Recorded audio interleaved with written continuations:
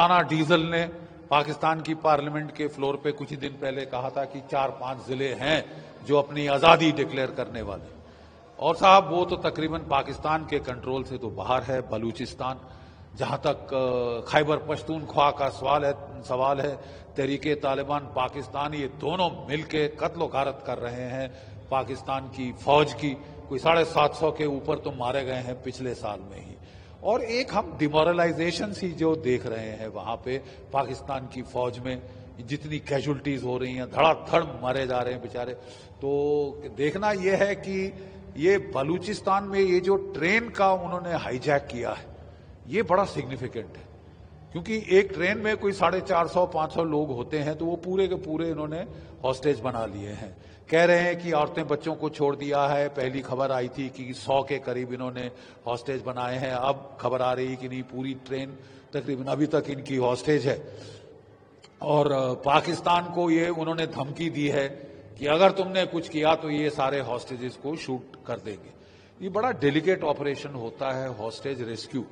और मुझे नहीं विश्वास कि पाकिस्तान की आर्मी इतने डेलिकेट ऑपरेशन इतने नाजुकी से कर लेगी कि बगैर आम जनता को मारे वो टेररिस्टों को खत्म करें। बड़ा प्रिसीजन ऑपरेशन होते हैं। हमारी एनएसजी कर लेती है, लेकिन पाकिस्तान की फौज का स्टाइल है कि वो रंगत दिखाते हैं। वो अपने F-16 ले आएंगे, तोपे ले आएंगे, टैंक ले आएंगे और जनता को, जनार्दन को उसमें कुचल देंगे बीच के अंदर। तो अगर ऐसा होगा तो पाकिस्तान में ही बवाल खड़ा होगा। पाकिस्तान को बड़ा फूंक फूंक कर ऑपरेशन करना होगा।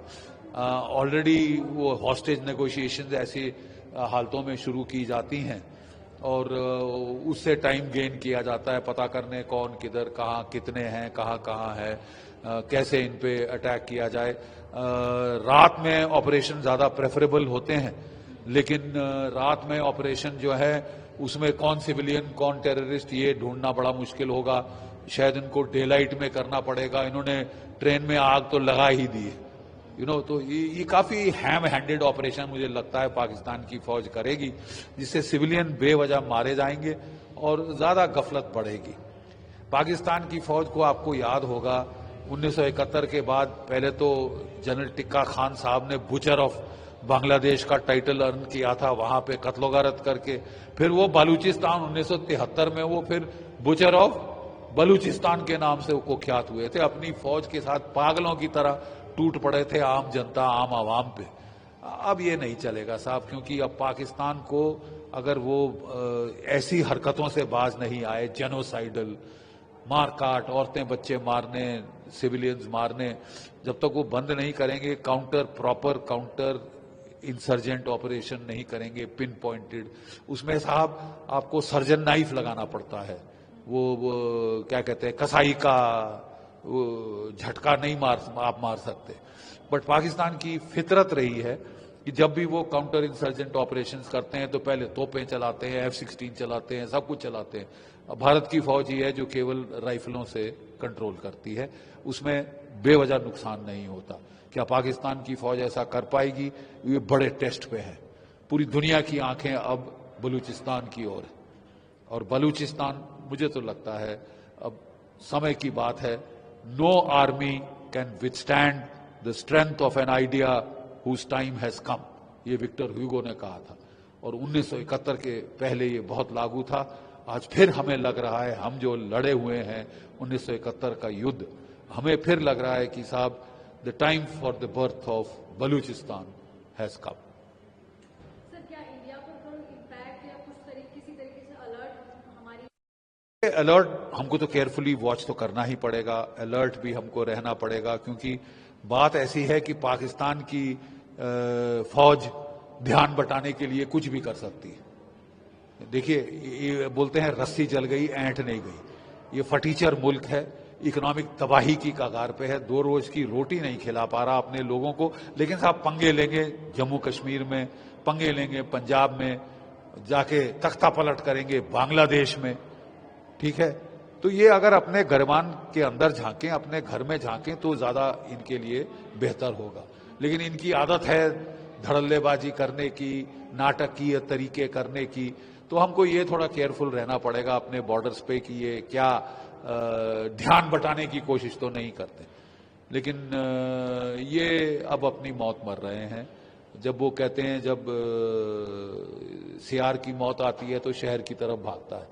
तो दोनों जो है बलूच इनके पीछे पड़े हैं, सिंधी इनके पीछे पड़े हैं, खैबर पख्तूनख्वा के तहरीक तालिबान पाकिस्तान इनके पीछे पड़ी है, और अब तो जो तालिबान काबुल में है वो भी इनसे सख्त नाराज है, वो भी लड़ाई की धमकी दे रही है, क्योंकि इन्होंने अपने F-16 तैयारे भेजे और वहां पे बेवजह औरतें बच्चे मार के आए हैं, कोई 54 से ज्यादा। तो वो भी तिलमिलाए हुए हैं, वो भी बदला लेंगे। ये सोच रहे थे हमारी जूती की नोक बन के रहेगा अफगानिस्तान, वो तो होने से रहा। ISI के चीफ वहां की फोकट की विस्की पीने काबुल पहुंच गए थे जब तालिबान का राज आया था, और उन्होंने सोचा था कि हमको स्ट्रेटेजिक डेप्थ मिल गई। स्ट्रेटेजिक डेप्थ तो दरकनार साहब, अब आपकी तबाही का वक्त आ रहा है। Sir, want to ask in English, the passenger in BLA captivity, 6 security personnel killed. So, देखिए, this is the major terrorist incident. We have heard of aeroplane hijacks and all that, but उसके खिलाफ सारी security forces all over the world उन्होंने बड़े procedures बना दिए हैं ताकि हो ना सके। बड़ी चेकिंग होती है एयरपोर्ट्स पे, बट ट्रेन हाईजैक ये तो एक नया है। और इसमें प्रॉब्लम यह है कि जो हॉस्टेजेस की नफरी है वो बहुत बड़ी है। पहले तो कहा जा रहा था कि उन्होंने 450 जो ट्रेन में थे उनमें से वो लोग चुन के अलग किए हैं, औरतें बच्चे छोड़ दिए हैं, चुन के अलग किए हैं। वो लोग जो कि पाकिस्तान की फौज से ताल्लुकात है, ISI से ताल्लुकात है, पुलिस से ताल्लुकात है, उनको पकड़ा है। और उनके 100 की बात कर रहे थे, लेकिन अब फिर 450 की बात आ रही। तो पाकिस्तान के लिए ऑप्शन चॉइस है। अगर वो ज्यादा फोर्स का इस्तेमाल करता है और सिविलियन मार डालता है, वो भी उसके बरखिलाफ जाएगा। कुछ नहीं करता, वो भी नहीं कर सकता। लेकिन जैसे उनकी फितरत है कि वो दादागिरी दिखाते हैं, हेवी वेपन्स का इस्तेमाल करते हैं, टैंकों, तोपों, सबका इस्तेमाल करते हैं काउंटर टेररिस्ट ऑपरेशन में, काउंटर इंसर्जेंसी ऑपरेशन में। तो उन्होंने शुरू कर दिया है। सुना है कि ट्रेन में आग लग गई है, दैट मीन्स हेवी फायर हो रहा है वहां पे।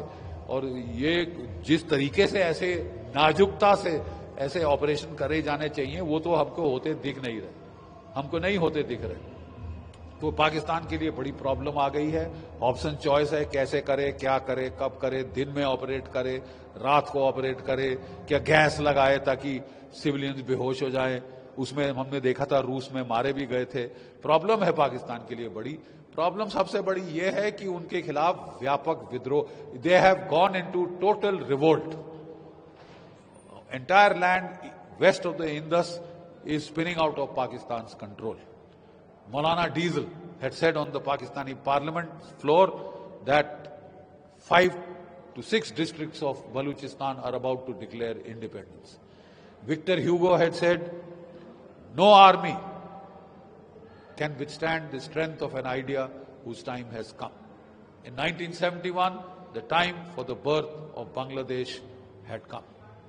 They did all that they could. America came in, China came in, they couldn't stop it. So, has the time for the birth of Baluchistan come in 2025? It looks like it has.